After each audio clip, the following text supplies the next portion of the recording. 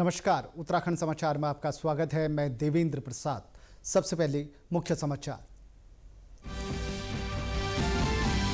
सीमा सुरक्षा बल के अलंकरण समारोह को गृह मंत्री अमित शाह ने किया संबोधित। कहा, बीएसएफ और सशस्त्र बलों ने पाकिस्तान के खिलाफ भारत की जवाबी कार्रवाई में महान वीरता और रक्षा की सच्ची शक्ति का किया है प्रदर्शन।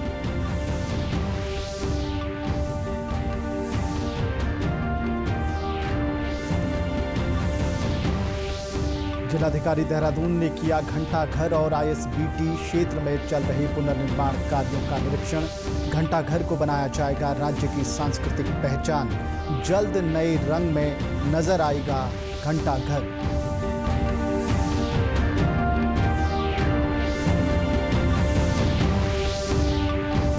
और भारतीय मानक ब्यूरो ने छात्रों के बीच चलाया जागरूकता अभियान। 2 दिवसीय जागरूकता कार्यक्रम में अध्यापकों और छात्र छात्राओं की भागीदारी की गई सुनिश्चित।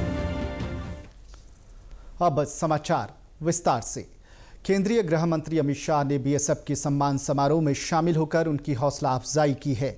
गृह मंत्री अमित शाह ने कहा कि ऑपरेशन सिंदूर पहलगाम हमले का जवाब है और आज दुनिया भारतीय सशस्त्र बलों की वीरता की प्रशंसा कर रही है। श्री शाह ने कहा कि सरकार की मजबूत राजनीतिक इच्छा शक्ति और खुफिया एजेंसियों की अचूक सूचना तथा सशस्त्र बलों द्वारा घातक कार्रवाई के कारण ये संभव हुआ है। आज नई दिल्ली में सीमा सुरक्षा बल अलंकरण समारोह को संबोधित करते हुए श्री शाह ने कहा कि बीएसएफ और सशस्त्र बलों ने पाकिस्तान के खिलाफ भारत की जवाबी कार्रवाई में महान वीरता और रक्षा की सच्ची शक्ति का प्रदर्शन किया है। क्रम में केंद्रीय गृह मंत्री अमित शाह ने जवानों को सम्मानित किया। अलंकरण समारोह को संबोधित करते हुए गृह मंत्री अमित शाह ने कहा कि अन्याय के खिलाफ लड़ने में बीएसएफ कितनी बहादुरी के साथ मोर्चा ले सकती है, इसका एक बहुत उत्कृष्ट उदाहरण 71 की लड़ाई में दे दिया गया था। गृह मंत्री 65 की स्थापना के बाद 1971 के हम पर थोपे गए युद्ध में बीएसएफ के जवानों ने जो वीरता दिखाई, जो योगदान दिया, उसको ना भारत कभी भूल सकता है, ना कभी बांग्लादेश ने भूलना चाहिए। बांग्लादेश के सृजन में बीएसएफ की बहुत बड़ी भूमिका रही और अन्याय के खिलाफ लड़ने में बीएसएफ कितनी बहादुरी के साथ मोर्चा ले सकती है, इसका एक बहुत उत्कृष्ट उदाहरण 71 की लड़ाई में सेना के साथ कंधे से कंधा मिलाकर अपनी भूमिका निभाई तब सामने आया। सैनिक कल्याण मंत्री गणेश जोशी ने देहरादून के गलजवाड़ी क्षेत्र में लगभग 92 लाख रुपए की लागत से बनने वाले सामुदायिक भवन के निर्माण कार्य का विधिवत शिलान्यास किया। भूतपूर्व सैनिकों के कल्याण के लिए बनने वाला ये भवन उत्तराखंड पूर्व सैनिक कल्याण निगम लिमिटेड के सहयोग से बनाया जाएगा। सैनिक कल्याण मंत्री गणेश जोशी ने कहा कि सरकार का उद्देश्य ग्रामीण और अर्ध शहरी क्षेत्रों में मूलभूत सुविधाओं का विस्तार करना है, जिससे आमजन को सीधे लाभ मिल सके। उन्होंने कहा कि गलजवाड़ी क्षेत्र में सामुदायिक भवन की लंबे समय से मांग की जा रही थी, जिसे अब धरातल पर उतारा जा रहा है। भवन के निर्माण से भूतपूर्व सैनिकों और स्थानीय लोगों को सामाजिक, सांस्कृतिक व पारिवारिक कार्यक्रमों के आयोजन के लिए एक बेहतर मंच उपलब्ध होगा। मंत्री जोशी ने कहा कि गलजवाड़ी सैनिक बाहुल्य क्षेत्र है और राज्य सरकार पूर्व सैनिकों एवं उनके परिवारों के कल्याण हेतु संकल्पबद्ध है। जब से मुझे वार्ड मिला है, मैं लगातार सैनिकों के हितों में हम काम कर रहे हैं। आज एक भव्य सैन्य धाम जो यहाँ की वीर माताओं को, वीर नारियों को समर्पित होगा, अपने मैंने बनकर बुनियाल गांव में तैयार होने वाला है। लगभग 92 करोड़ की लागत से। प्रदेश के उच्च शिक्षा एवं चिकित्सा स्वास्थ्य मंत्री डॉक्टर धन सिंह रावत अपने एक दिवसीय भ्रमण पर जनपद रुद्रप्रयाग पहुंचे। इस दौरान उन्होंने जनपद में विभिन्न योजनाओं का शिलान्यास एवं लोकार्पण किया। उनके साथ रुद्रप्रयाग विधायक भरत सिंह चौधरी और केदारनाथ विधायक आशा नौटियाल भी उपस्थित रही। अपने दौरे के दौरान मंत्री डॉक्टर रावत ने अटल उत्कृष्ट राजकीय इंटर कॉलेज में जनपद के प्रथम आधुनिक पुस्तकालय का लोकार्पण किया। यहाँ 1 लाख पुस्तकों को रखने की क्षमता निर्धारित की गई है। मंत्री रावत ने बताया कि इस पुस्तकालय से छात्र छात्राओं को विशेष लाभ मिलेगा, विशेषकर वे विद्यार्थी जो विभिन्न प्रतियोगी परीक्षाओं की तैयारी कर रहे हैं। इसके उपरांत शिक्षा मंत्री धन सिंह ने अटल उत्कृष्ट राजकीय इंटर कॉलेज में आयोजित सम्मान समारोह में भाग लिया। इस कार्यक्रम में जनपद के विभिन्न विद्यालयों में बोर्ड परीक्षा में टॉप करने वाले 42 टॉपर्स को प्रतीक चिन्ह एवं प्रमाण पत्र भेंट कर सम्मानित किया। उन्होंने बताया कि हर जनपद के 10,000 छात्र छात्राओं को भारत दर्शन कार्यक्रम के तहत भ्रमण कार्यक्रम में ले जाया जाएगा। देहरादून जिलाधिकारी सविन बंसल ने घंटाघर और आईएसबीटी क्षेत्र में चल रहे निर्माण कार्यों का एसएसपी के साथ निरीक्षण किया।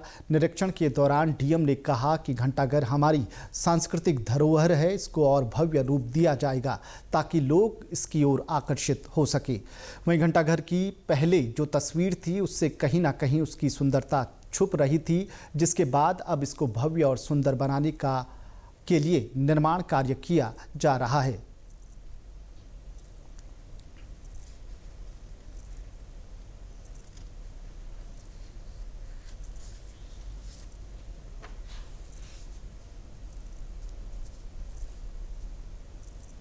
सिग्निफिकेंस है, ये हमारी सांस्कृतिक भारतीय मानक ब्यूरो इन दिनों अलग अलग कार्यक्रम कर जनता के बीच जागरूकता अभियान चला रहा है।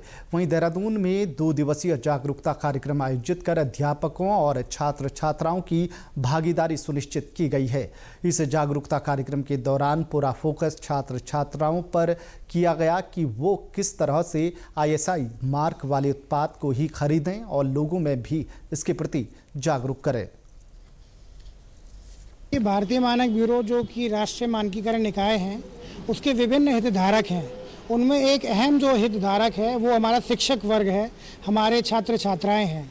तो इनका संवेदीकरण करने, इनका कैपेसिटी बिल्डिंग करने के लिए हम लोग निरंतर कुछ ना कुछ कार्यक्रमों का आयोजन करते रहते हैं।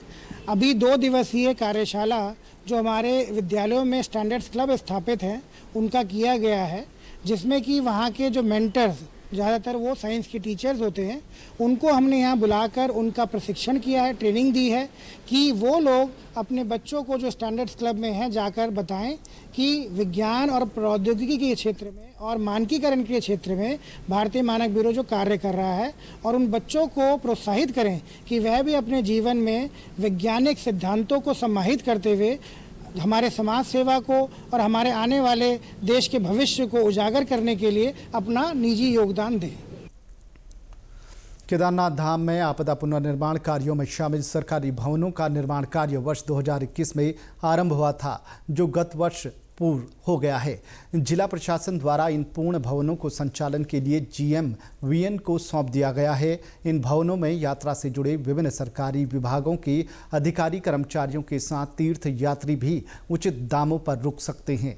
इसके साथ ही यहाँ पर कंट्रोल कमांड सेंटर व पुलिस हेडक्वार्टर के कार्य भी पूरे कर लिए गए हैं।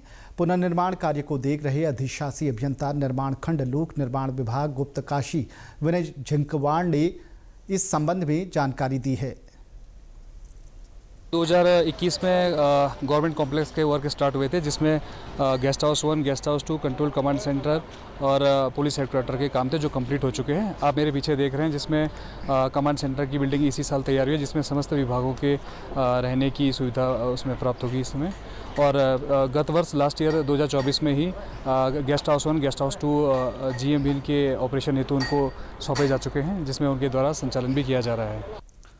वहीं वर्ष 2021 में तीर्थ पुरोहितों के 19 भवनों का निर्माण कार्य आरंभ हो गया था, जिनमें से 15 भवन बनकर तैयार हो गए हैं, जिन्हें जिला प्रशासन ने तीर्थ पुरोहितों को आवंटित कर दिया है।